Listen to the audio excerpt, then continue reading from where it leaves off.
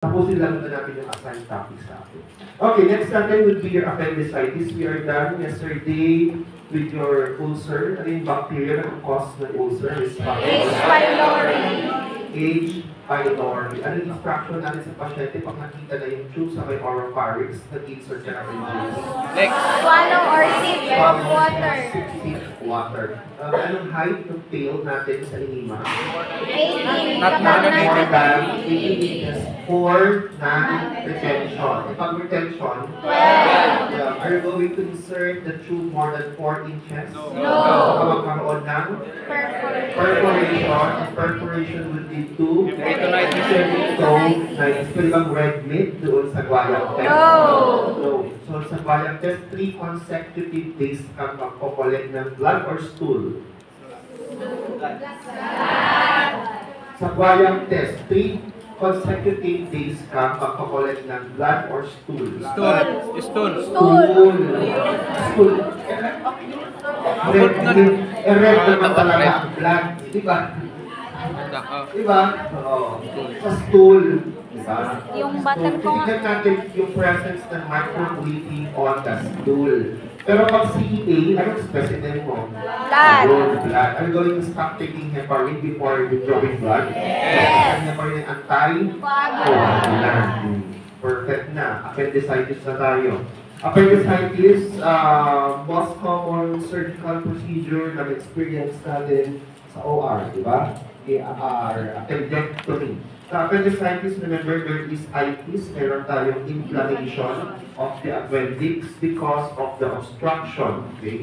Because of the obstruction of fecalate matters, okay? Meron tayong inflammation of the appendix because of the obstruction of fecalate matters.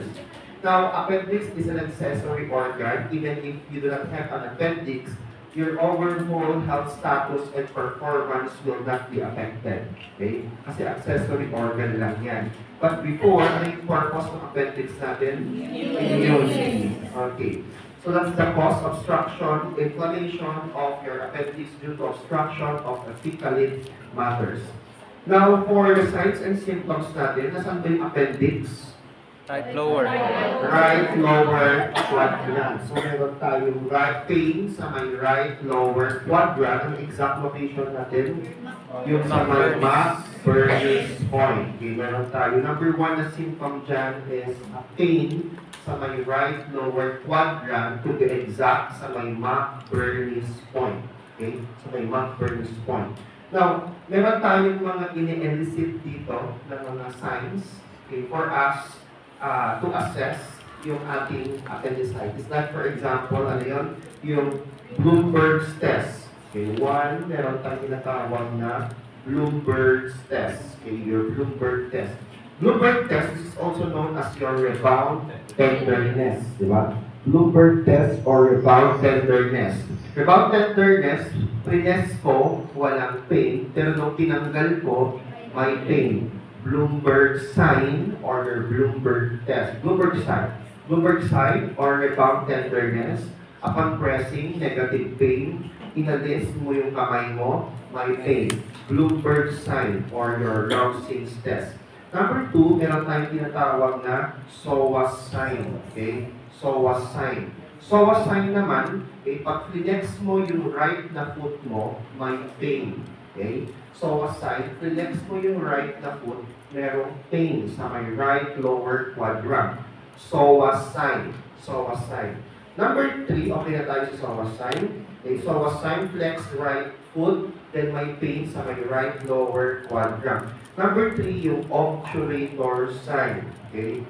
Obturator sign. Okay, obturator sign. Obturator sign, positive ang pain when you externally rotated your foot. Okay? Positive pain during external rotation of your right foot.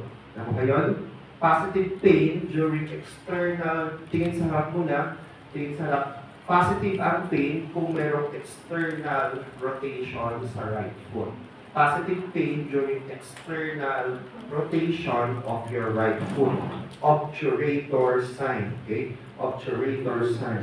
Next natin, number 4, yung Rawsing sign. Okay? Roxing sign. Okay. Roxing sign. Roxing sign, tingin sa harap, stop writing. Dito muna tingin. Roxing sign, you press the left side of your abdomen, pero ang sumakit sa right. Okay? So, roxing sign. Okay. Press mo dun sa left, and then ang sumakit sa right. Roxing sign. Roxing sign. And last, number 5. Number 5, your Dunn-Fist sign. Very good. Your Dunn-Fist sign. Okay. Dunn-Fist sign. Dunn-Fist sign naman, mag-increase ang pain. Increase ang pain when you cough. Okay? Increase pain when you cough. Dunn-Fist sign. Increase pain when you cough. Dunn-Fist sign. Dunn-Fist sign. Now, if you are suspecting for appendicitis to your patient, pwede ka ba magbigay ng pain medication? No. Why? Because if the pain medication or your analgesic will mask the pain. Okay? Paano mo sinabing hindi bawal magbigay ng pain medication? What is the indication of masking the pain? There are 2 indications. Number 1, you cannot elicit the signs. Diba? Most of the signs it would result to increase in pain or my pain. Number 2, hindi mo malalaman if the appendix is already ruptured. Okay? Hindi mo malalaman kung nag-rupture na ang appendix. So, it will mask the pain. Pag nag-rupture kasi yung appendix, mawawala ang pain. However, after how many hours, babalik yung pain. Pero hindi na siya appendicitis. Peritonitis na. Peritonitis na. Nakuha natin yon? So, ano yung mga no-no natin? If the patient is suspected for appendicitis, do not give pain medication. It will mask the pain. 1, it will not give you the signs kasi nga mawawala ang pain, and most of the sign would result to an increase in pain for you to say na meron tayong appendicitis. Number 2, okay, yung pain mawawala, okay, expected na mawala ang pain if meron tayong ruptured appendix. So you would not know if there's already a ruptured appendix. But after some time kasi, yung peritonitis natin, makakaroon ng pain after the appendix will be ruptured. So, dalawa yung purpose niya. Ano ba yung mga bawal? Bawal ang enema. Okay? No enema, no laxative. If the patient is suspected for appendicitis, no enema, no laxative, decreased fiber diet, at saka naka-NPO ang pasyente. Okay? No high fiber, and the patient is on NPO. No high fiber, naka-NPO, bawal din ang warm compress. It could rupture the appendix. Okay? No enema, laxative, no high fiber, NPO, no warm compress. No warm compress. Baka mag-rupture yung appendix. Okay, that's for your appendicitis. Alam na natin yung treatment for this or management. You have your appendectomy. Okay, appendectomy. Now, you see these interventions, okay, ito, post-ambulation and risk for infection, hindi lang yan sa appendectomy. Ano ba yung interventions natin to any abdominal surgery? Like, for example, HELAC, CS, cholecystectomy, appendectomy.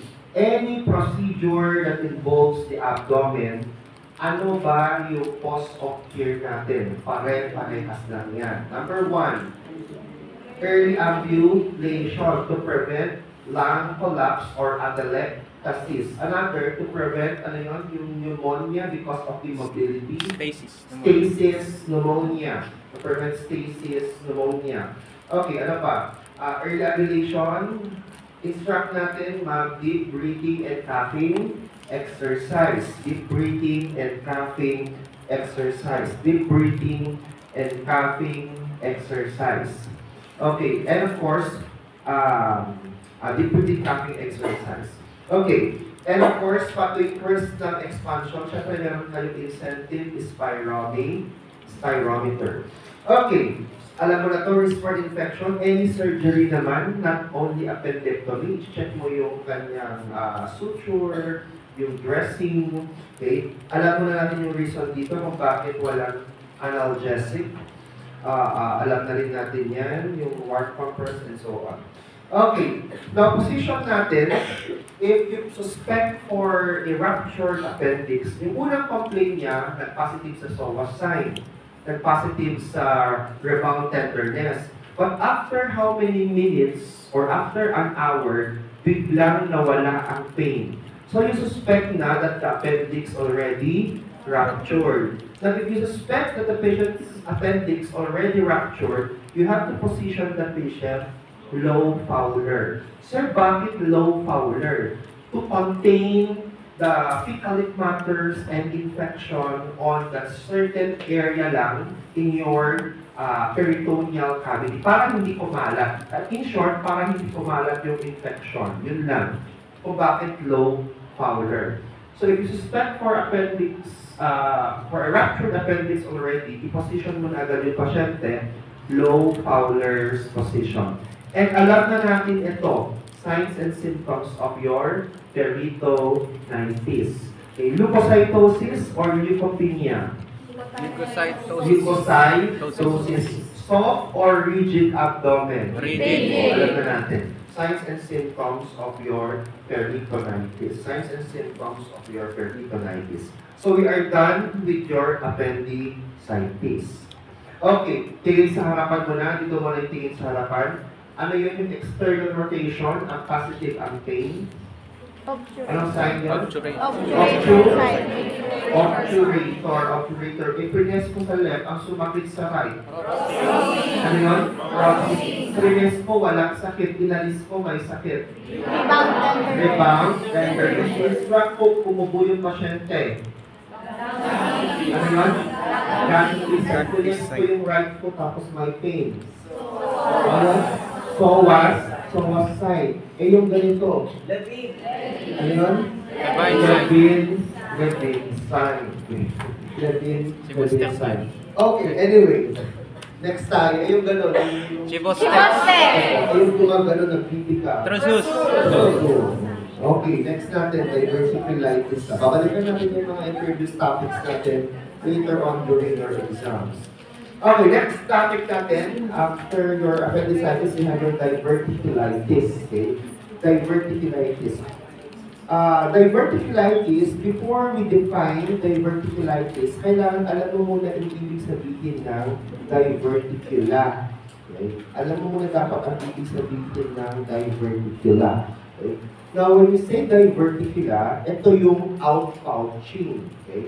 Outpouching of the mucosa, outpouching of the mucosa in your large intestine or large colon. Okay? So, merong outpouching of the mucosa doon sa ating large intestine.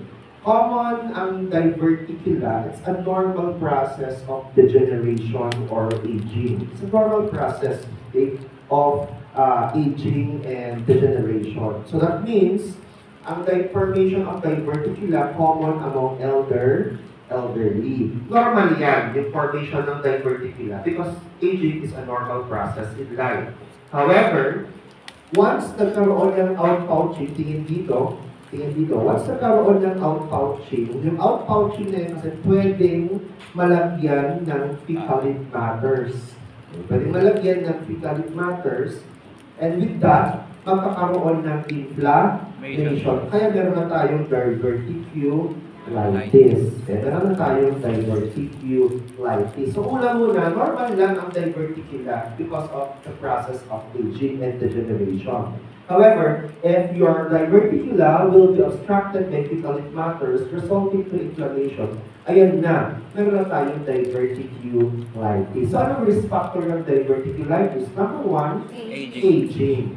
Number one, aging or diverticulitis is also common among elderly. Okay. Number two, constipation. Okay. Number two is constipation. If you are not elderly naman, pwede ka pa rin magkaroon ng diverticulitis if you have chronic constipation.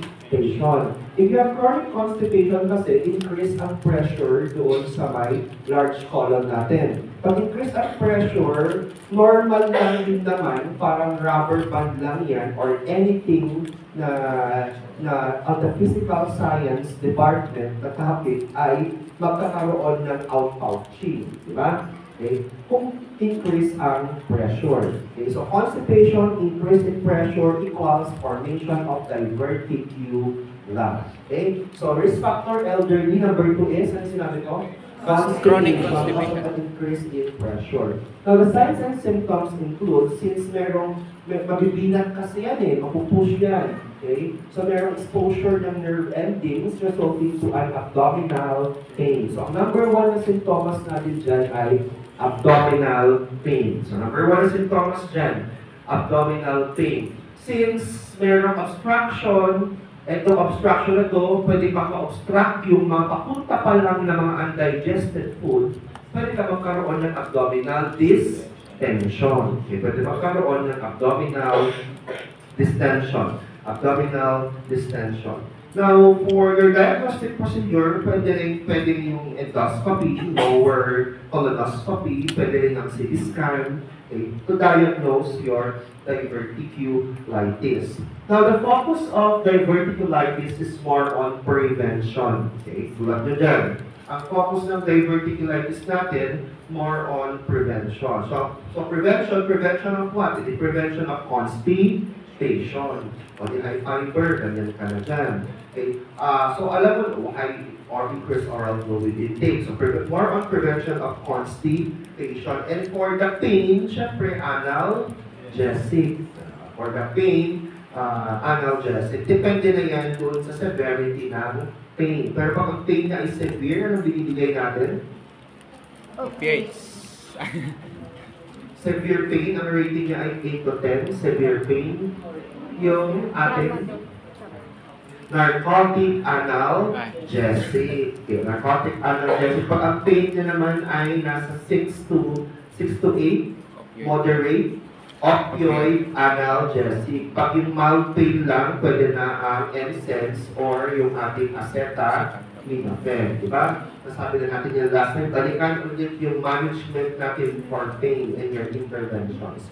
Okay, so pain medication for the abdominal pain.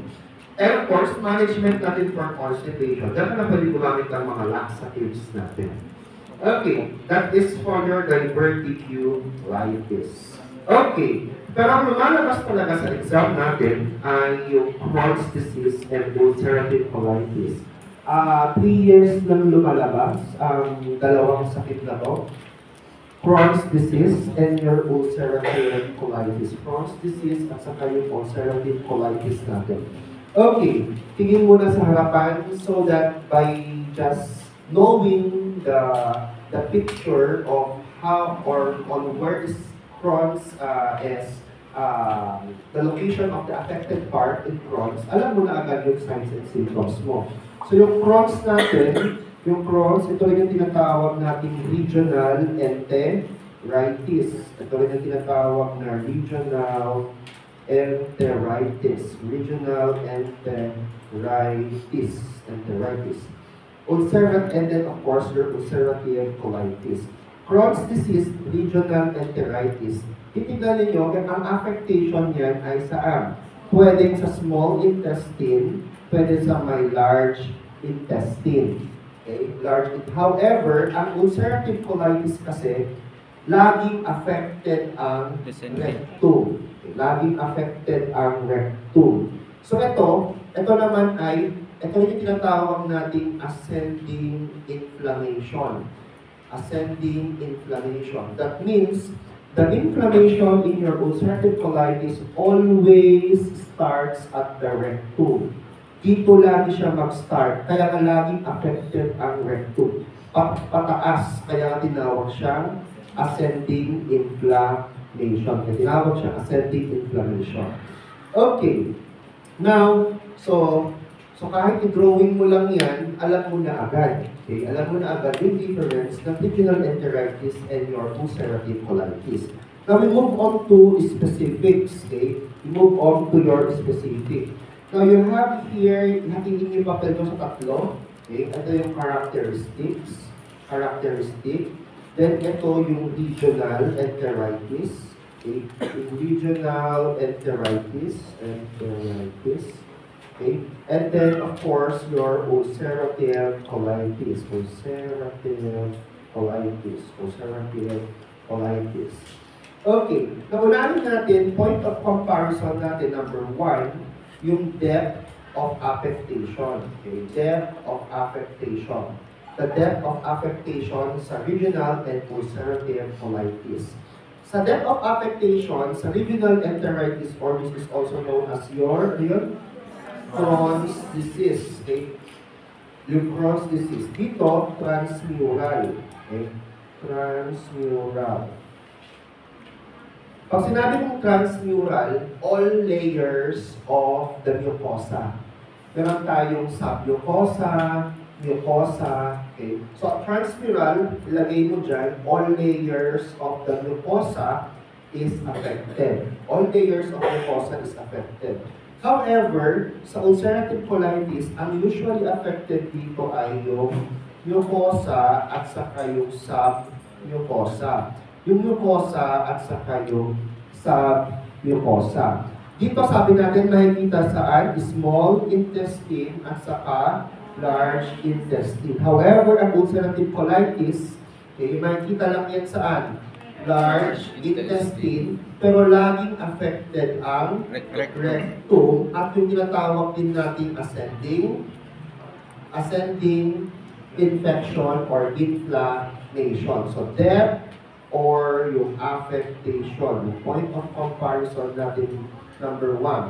The depth and the affectation. Okay. Next natin. Okay. Next natin, if you look into the picture, ito, idagdag nyo na rin dito sa depth affectation at saka involvement. Okay. Dito, segmental. Okay. Segmental.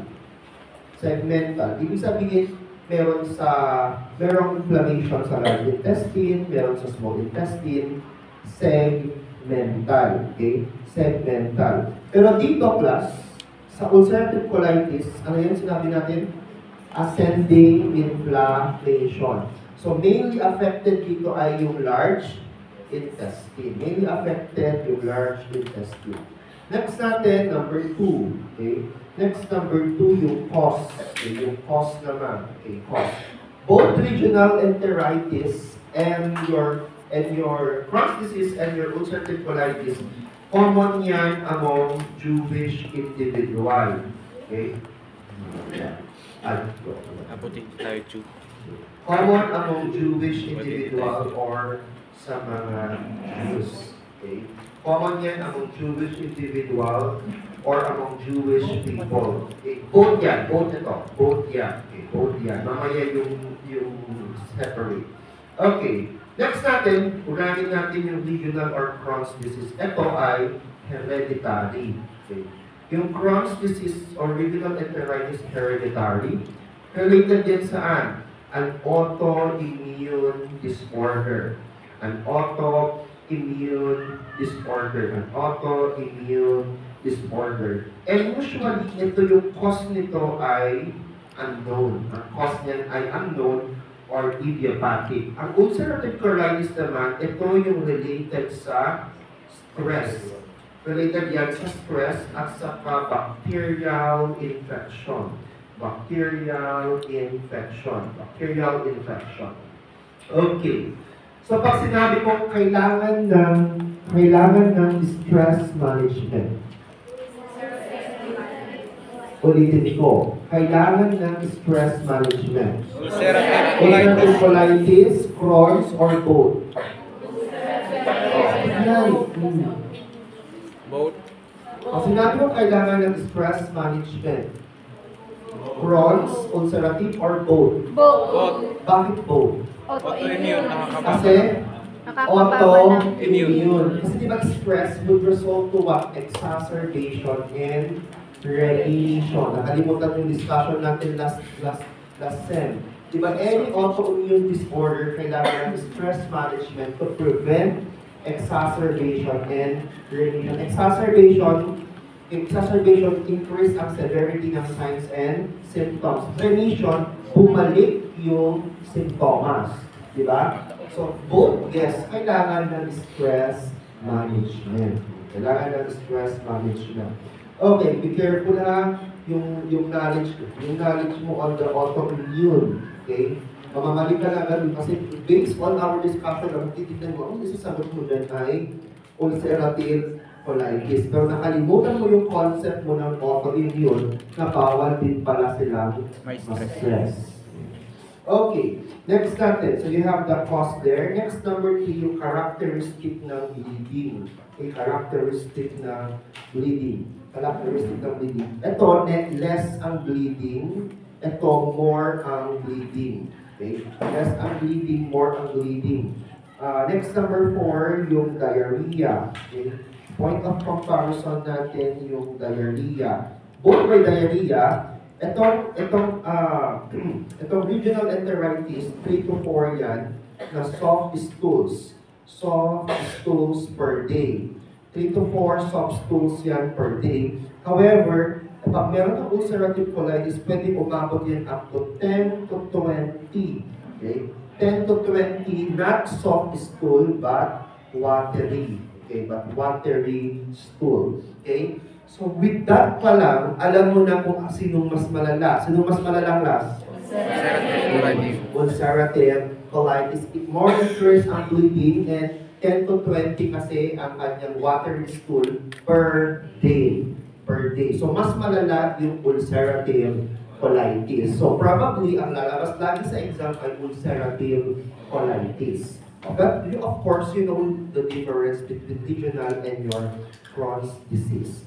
Okay, now the description of the pain. Ano naman? Siyempre may symptoms dyan, hindi lang bleeding, hindi lang diarrhea, meron ka rin abdominal pain. For regional enteritis, ang pain niya dyan ay it is described as colicky pain. For regional enteritis, colicky pain. However, for ulcerative colitis, meron tayong tinatawag na pre-defecation pain.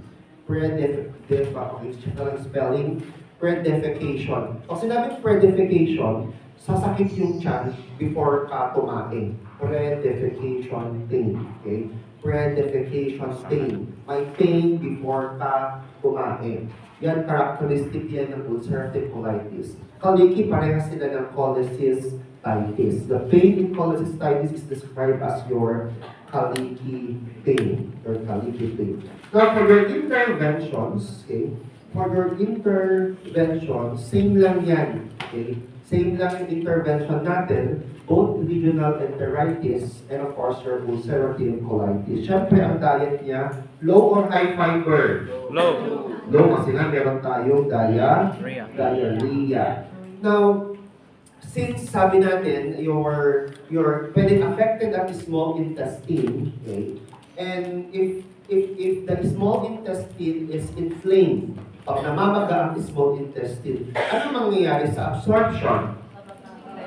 Magdi-decrease ang absorption. Even doon sa large intestine na affected, since water and electrolytes are also absorbed in your large intestine, affected din ang absorption natin. Now, kailangan natin dito, class, tatandaan natin yung total parenteral nutrition. Kailangan ng TPN. Why? Problem natin sa nutrition, decrease ang absorption because of the inflamed mucosa of your regional enteritis and your ulcerative colitis. So tandaan yung intervention natin sa may total parenteral nutrition. Okay, yung TPN. TPN, ano kayang complication ng TPN natin? Blood sugar. Infection, Hyperglycemia. very good. Hyperglycemia infection. Okay, next natin yung medication natin. Since merong inflammation, ano yung binibigay mo? Steroids. Ayun, steroids. Magbibigay tayo ng steroids. Okay, bibigay tayo ng steroids. When is the best time to administer your Morning. steroids? Morning. Can you abruptly discontinue your No. steroids? No. Baka magkaroon ng ano yun? Adrenal Insulin. Ulitin natin ang perfect na lahat ng topic na yan. Okay, next natin, ang tinanong last exam ay yung antibiotic na ginagamit. Ito, sulfasalazine or sulfadiazine. Sulfasalazine or sulfadiazine. Okay? Or azulfidine. Now, tatandaan ninyo, this class of drugs are sulfa drugs. Ulitin ko na lang. Yung class ng antibiotic ay sulfa. Okay? Yung class ng antibiotic, these are your sulfa drugs. Okay? Or sulfa drugs. Kasama na dito yung sinabi ko kanina. Si sulfasalazine at yung isa si sulfadiazine. Or pwede rin yung azulfidine na brand name. Azulfidine. Okay, azulfidine. At kasama rin sa class na yan, ito, yung mafenil acetate. Mafenil acetate. Now, itong gamot na to, ito rin yung ginagamit mo sa pasyenteng merong burn. Okay? Pasyenteng merong burn. Why? These drugs are easily absorbed. Okay? These drugs are easily absorbed. Remember, pag burn ang pasyente, nasunog, compromise ang kanyang circulation. So, decrease ang absorption. By giving sulfa drugs, mas mabilis ang absorption natin. Same ang ginagamit na antibiotic with your regional enteritis and Crohn's disease. Same lang din sa ang antibiotic na binibigay sa atin sa burn patients. Tandaan yan, lumabas sa exam. Ito yung lumabas doon sa board exam. Sulfasalazine. What is the medication used for inflammatory bowel disease and also used for patient with burn? Okay? Sulfasalazine, sulfadiazine, mafenil acetate, sulfa drugs. They are easily absorbed. Okay, IBD plus yung IBD yan, dalawa yan, inflammatory bowel disease, regional enteritis, and your Crohn's disease. Okay, aside from your sulfa drugs, okay, since the patient is at risk for infection, magbibigay tayo, okay, ng other drugs, combination of metronidazole at saka yung neomycin. Metronidazole at saka yung neomycin. Metronidazole and neomycin. Mostly, these patients with inflammatory bowel disease naka-NPO siya. Kaya na meron kang TPN plus intravenous fluid. Kasi naka-NPO yung kung papakainin mo kasi yan, lalong sasakit ang tiyan ng pasyente. Why? Inflamed na nga yung small intestine and large intestine niya. Okay? So naka-NPO yung pasyente, TPN and IV to support the nutrition of your patient. Yung mga bawal na kainin, pag meron ka nito, no dairy products. Aside from low fiber, no dairy products. Okay? No dairy products. Okay, that's for your Crohn's, regional enteritis. Okay, pipiliin natin saan yung hereditary. Crohn's or Crohn's. Ha? Crohn's. Eh, yung common among Jewish people. Ano yun? Kailangan ng stress management. Affected ang all layers ng mucosa. Ha? Ano yun? Low fiber diet. Ibigyan ng steroid. Decrease ang bleeding. Ha? 10 to 20 watery stool. Relieved by food, ulcer. Duodenal, empty stomach. Laborer. Stress. Ano yun? Duodenal. Okay, duodenal. Duodenal. Okay na tayo dyan. Ano yung sakit yung mayroong compression ng lungs because of protrusion of the hiatal hernia. Ano yung ating anti-ulcer drug na given after meal? O side effect ng magnesium hydroxide? Magtatae. Magnesium hydroxide. Diarrhea. Eh, yung ano rin yung hydroxide? Ayun? Kailan bibigay ang antidote before after meal? Ha? Before! Eh, yung calcium carbonate ng tase, before or after meal? After. Ha? After. After? After kasi meals. na anta? Anta. Eh, yung omeprazole, before or Before. after? Ha? Before. Before. Ano yung instruction natin pang calcium base ang antacid? OFI. Increase fluid. Increase oral fluid. Ano ba namin? Barium or minima? Bariolina. Ano yan? Bariolina. Barium minima. Pwede ba mag-high doses of vitamin C sa guayak test? No. Magkaroon ng false positive or false negative? Ano yan? False negative. Ayan. Position after endoscopy. Ano yan? Side-lying. Nagbagotomy ako. Ano nangyayari sa gastric acid secretion? Increase, decrease? Nagbagotomy ako.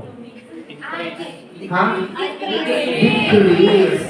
Decrease. Bagotomy. Pinak mo yung PMS. Decrease ang GI. Ang side effect kaya niya ay tachycardia? Yes. Kasi ng SN. Kasi binak mo si PN. Yes. Anong tawag sa ulcer na cause ay stress? Duodenal. Duodenal. Duodenal. Duodenal. Duodenal. Okay, next natin ay gastric cancers na. Diba? Cancers, common cancers that involves your GI. Number one, gastric cancer. Yung number two din, yung colorectal cancer. Lahat naman ng cancer, kahit anong type ng cancer yan, ang number one na risk factor ay age. Okay? So, bakit aging? Cancer, all of us have cancer cells in our body. Meron tayong oncogene. However, yung oncogene na nasa katawan mo ay inactive lang. Okay? But if we are exposed to carcinogens, your oncogene will be activated or multiplied. Okay? And kung compared sa 5 years old na bata at 75 years old na matanda, yung 75 years old, 75 years na siyang na-expose sa carcinogens and other chemicals. So number one risk factor is aging. And may kinalaman din yan tulad sa immune system natin. So decrease ng immune system ng elderly, and one of the function of your immune system is to fight also against your cancer cells. So number one is aging. Number two, diet. Okay. Number two, diet. Diet dito usually ay high fat and low fiber. High fat and low. Kapag GI cancer yan, okay, high fat and low fiber. Ano pa? Hypochlorhydria. Kasi natin hypochlorhydria, decrease ang gastric acid. Ano yung saan ginagawa sa gastric fluid analysis, di ba? Hypochlorhydria. Kung may hypochlorhydria ba, pwede din ba magsuspect tayo ng pernicious anemia? Yes. Kasi nga wala rin intrinsic Factor. Kasi sa laman na-produce Parietal cell. Parietal cell. Okay, good. So, age, diet, and hypochlorhydria as your risk factor. Number one sign natin, sinabi ko na, warning sign of gastric cancer is indigestion. Kasi nga walang gastric acid. Okay. Number one sign natin is indigestion. Number one sign, indigestion. And of course, remember na yung signs and symptoms of your cancer, yung caution natin. Okay? Dito, pwede yung tumor could cause invasion of the capillaries, the tumor, resulting to bleeding. Bleeding equals anemia. So signs and symptoms aside from that is bleeding, anemia, and then yung mga consistent sign natin sa cancer like body weight loss, okay? Like weight loss sa signs and symptoms natin. So importante warning sign ko dyan ay indigestion. Number two, bleeding. Bleeding equals anemia. Bleeding equals anemia. Pinaka-late sign ng lahat ng cancer is pain. So meron ditong abdominal pain. Abdominal pain. Now, for your management and treatment, for your gastric cancer, so, tatanggalin natin, syempre, yung portion or part na mayroong tumor. Ano yun? Gastrectomy. Okay, yung gastrectomy natin. Your gastrectomy. Now, gastrectomy, Depende sa affectation. Pwede partial or total gastrectomy. Partial, so part lang ng tiyan yung tinanggal mo, or pwede buong tiyan ang tatanggalin natin if the whole stomach is affected. Now, ano kayang complication pag total gastrectomy? Dumping syndrome. Ha? Pernicious anemia, very good. Pernicious anemia at saka dumping syndrome. So, yung total talagang pernicious anemia. Total at partial dumping syndrome. Diba? Total, siyempre wala na yung parietal cell, tinanggal mo. Sino pa maproproduce ng intrinsic factor? Tinanggal mo na yung whole stomach. Okay? So, total and partial dumping syndrome. Total pernicious anemia. Okay natin. And you know already your intervention sa dumping syndrome. Lie flat or semi-fowler? Lie flat. Ha? Lie flat. Dry or wet food? Dry food. Dry. Fluid with meals or fluid between meals? Between. Kailangan ba ng small frequent feeding? Yes. Okay, yung dumping syndrome. Complication natin, your management for pernicious anemia and dumping syndrome for gastrectomy. Ano ulit yun yung kinonect mo yung stomach doon sa may duodenum? Binurot Ano yun? Binurot Yung kinonect yung stomach doon sa may jejunum? Bilrot 2. Okay, kung saan ginagawa yun? Peptic ulcer Disease. disease. Okay, that's your gastric cancer. Yung management natin for cancer, alam niyo na yan, radiation therapy, at saka yung chemotherapy. So radiation therapy, ano ulit yun yung kailangan i-maintain ang distance natin? Brachy or teletherapy? Brachytherapy or internal radiation. Ano yung kailangan isuot mo na equipment? Lead apron. Alam na, i-review ulit yung ating radiation therapy. Number 2 natin sa cancer, sa GI ay colorectal cancer. Next will be your colorectal cancer. Next, your colorectal cancer. Colorectal cancer. Okay, colorectal cancer, same aging, ano pa? Meron kang history, family history of polyps. Okay. Aging, meron kang family history of polyps. That's why, if meron kang family history of polyps, ano yung pag 50 years old ka, gagawin mo every year na? Colonoscopy. Okay? So, colorectal cancer, your diagnosis, colonoscopy plus biopsy. Colonoscopy plus biopsy. Earliest sign of colorectal cancer, sulat. Earliest sign, meron tayong change in bowel habits. Earliest sign, meron tayong change in bowel habits. Change in bowel habits. Change in bowel habits. And of course, habang palaki ng palaki yung tumor, invasion of capillaries and blood vessel equals bleeding. Bleeding equals anemia. Pag may cancer ba, magbibigay ako ng synthetic erythropoietin? Yes. Yes, pwede. Epogen. Yung Epogen natin. Sa alin, bibigyan mo syempre, yung management mo for anemia, iron supplements. Okay, you know that already. Okay, so bleeding equals anemia. Another sign na very specific when it comes to the colorectal cancer, yung pencil-shaped stool. Okay, pencil-shaped stool. Pencil-shaped stool with blood. Pencil-shaped stool with blood. Okay, very common yan sa pasyente mayroong colorectal cancer. Pencil-shaped stool with blood. Ano ulit yung ating assay, tumor marker for this? CEA, yung carcinoembryonic assay, yung CEA. Most of our cases, 2/3 of our cases na mayroong colorectal cancer, pwede mo ma-diagnose yan through your screening, at pwede screening procedure yan dyan yung DRE. Digital rectal exam. 2/3 of our cases dyan, ma-diagnose, ma-screen mo through your DRE. So, screening procedure natin dyan ay DRE, Digital rectal examination. 2/3 of our cases can be screened through your DRE. Ano position pag mag-DRE? Knee chest position. Okay. Knee chest position during your digital rectal examination. Kakapain mo yung presence ng polyps. But to really to be definitive, mag-colonoscopy, mag-collect ng specimen, saka mo siya ipabiopsy.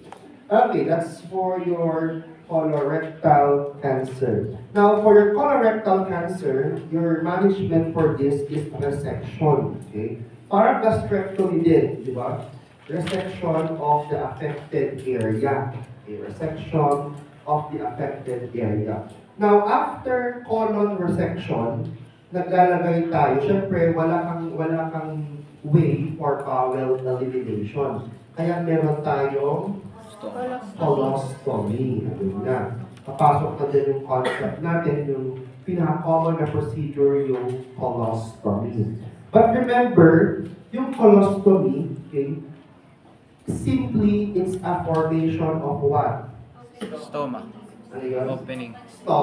Formation of stoma. Okay, formation of, remember yung stoma natin, ang purpose niya is for fefe, for feeding, and for fecal elimination.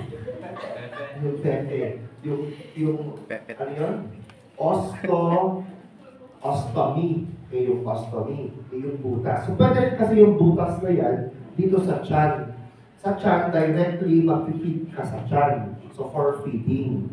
Yung ostomy na yan, pwede doon sa may colon. That ang purpose naman din is for fecal elimination. So, wag yung isipin na yung ostomy lang lagi ay for fecal elimination. Pwede rin yung creation of ostomy is directly for feeding. Directly for feeding. Lalo pag ang problema dito sa esophagus banda dito, kaya hindi mo pwedeng dadaan ang tube direct doon sa tiyan, ipupunta yung ostomy natin. Ang purpose naman ay for feeding. Pero ang alam natin kasi yung stoma natin, yung stoma or yung ostomy natin ay for fecal elimination. Now, so we want, after resection, after colon resection, we will create a stoma for what? Colostomy. Ito naman for fecal elimination. Ano yung normal natin na stoma after creation of stoma? Kailangan color pink to reddish, di ba? Pink to reddish at saka edematous, di ba? Pink reddish to edematous. It is inflamed or edematous and it is protruding, di ba? Normally yan. Okay, at saka syempre, kailangan moist yan. Okay, moist. So, normal yung stoma natin, pink reddish, inflamed or protruding or is edematous. And of course, moist. Magagamit mo ba agad yung ostomy mo, yung stoma? No. Hindi maghihintay ka ng 5 to 7 days. 3 to 5 5 days. 3 to 5. Maghihintay ka ngayon ng 3 to 5 days. 3 to 5 days. Okay.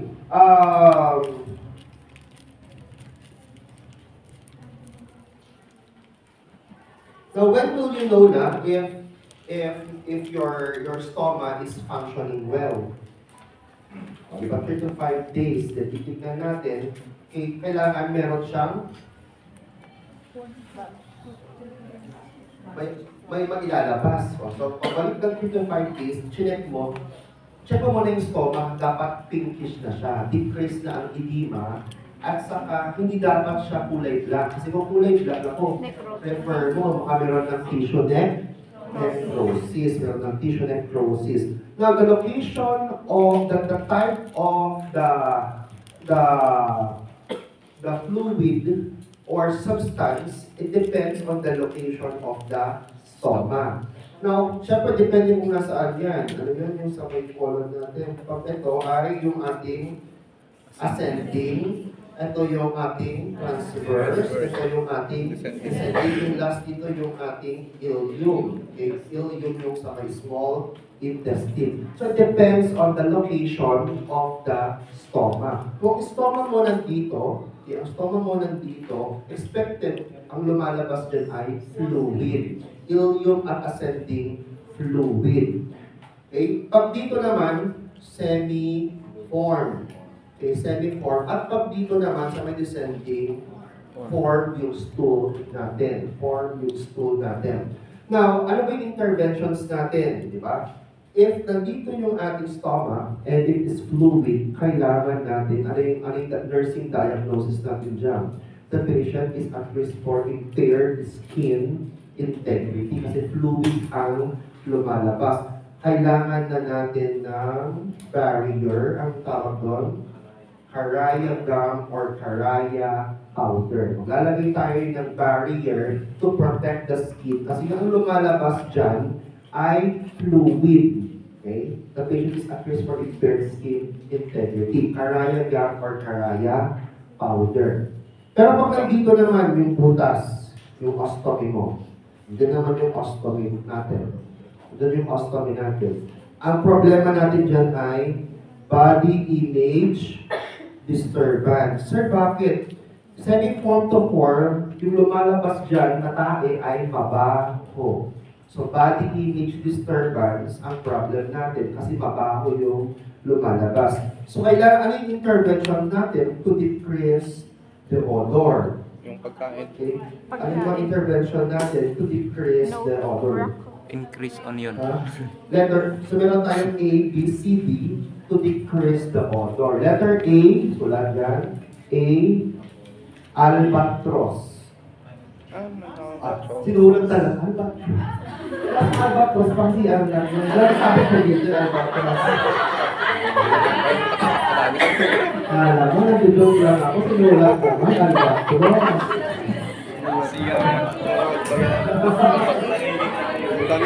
Albatros plus, pang si yun. Wala, hindi ko lagay yun ng albatros. A green leafy vegetable. A. A green leafy vegetable. Tanggalin yung albatros. Hindi ka naman CR. A green leafy vegetable. Letter B, bismuth. Walking CR. Bismuth. B-I-S-M-U. Chemical component na sa may table 1. Kasunod niya si Boron. Table of elements. Diba? Bismuth. BI ang ano niya. Bismuth. Next. Ito yung pinaka-common. Letter C. Alam mo na. Absorbent to. Kulay black ito. Charcoal. And letter D. Ito. Ginagamit sa kilikili. Deodorant. Deodorant. Deodorant. Okay. So to decrease the smell, decrease the odor, ito kailangan, ang green vegetable, bismuth, charcoal, and your deodorant. I-apply yan. Okay. That is to decrease the odor of your decrease the odor of the colostomy. Now, meron din tayong ginagawa dito. Di ba, nagpo-colostomy irrigation tayo. Di ba? Nagpo-colostomy irrigation tayo. Ano ba yung purpose of why we do colostomy irrigation? We want to establish a normal bowel. Okay. Normal bowel. Okay. So, gusto natin kasi mag-disrupt na yung normal bowel niya because of the creation of the stoma. Hindi na direct to sa may rectum tumatae. So, we want to establish a normal bowel pa din kahit meron siyang stoma. Okay. So, we do colostomy irrigation. Okay. Now, yung colostomy irrigation, usually it's done in the morning, okay? Before meal yan. Okay. Before meal, yung colostomy irrigation. Gumagamit tayo din ng up to 500 to 1,000 ml na NSS. Gumagamit tayo din ng 500 to 1,000 ml na NSS. Para ka rin nag-iinima. May sa picture yan, may tube ka. Again, do not do more than 18 inches. Kasi kung more than 18 inches, ano mangyayari? Cramps. Kasi kung may cramps, ano nagagawin? Hindi pa rin nawala? No. So parang ka lang din nag-iinima siya. Kapag-insert ng tube at ayaw pumasok ng tube, huwag ipilit. Baka magkaroon ng perforation. Okay? Anong gagawin mo? Hugutin mo ulit yung tube. Okay? and then mag-instill ka, baka kailangan lang palambutin, di ba? Instill ka, pag nabasa-basa na, pwede mo na i-insert ang tube. But do not go more than 3 to 4 inches. Ano pa, bawal yung mga food na gas-forming food. Kasi kayo may mga seeds natin, it could cause obstruction. It could cause obstruction. Mga bawal natin. Okay. Inokmon mo Ano pa? Pag yung colostomy mo, syempre mayroong colostomy bag. Yung colostomy bag ka. Yung colostomy bag, hihintay mo ba mapuna bago palitan? No. Hindi. At least 1/3. At least 1/3 full, papalitan na yung bag. Kasi pag hihintay mo mapuno yun, edi baka yung gusto mo, masumakan na. Di ba? Lumabas pa dyan si colon mo, di ba? So 1/3 full. Pwede ba mag-screening? No. Yes. As long as before mag-screening, i-empty ang bag. Pwede mag-screening. Basta i-empty ang bag. Saan ba kayo mag-screening? Tracheostomy. Tracheostomy. Tracheostomy. Siyempre, paano ka mag-screening yung tracheostomy? Okay na tayo na sa yung ating, at least once a day. At least, isasabay mo yan dun sa normal na bag. Sasabihin niya sa'yo, kailan ka usually nag-eliminate ng bowel? But usually naman kasi in the morning yan, before meal. Usually yan, early in the morning before meal. So you need to establish yung normal na bowel movement niya. And aside from that, aside from irrigation that will help you establish normal bowel movement, kailangan yung pagkain niya din ay regular. Kung ang breakfast ay 7 a.m., lunch niya ay 12, ang dinner niya ay 7 p.m., ganun din. Kasi kung paiba-iba yung oras, hindi maging regular ang bowel movement. So, number one na question din, kailangan before ka mag-establish din ng normal bowel movement, regular din dapat yung time ng pagkain mo. Okay? So, yan. Isulat yun, regular ang time ng meal to establish also a normal bowel movement. Aside from conducting colostomy irrigation. Okay, that's for your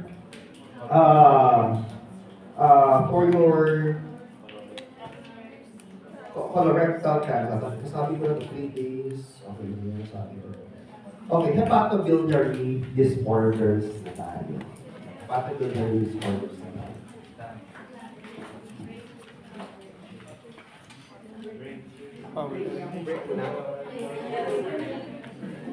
Ato ni kan.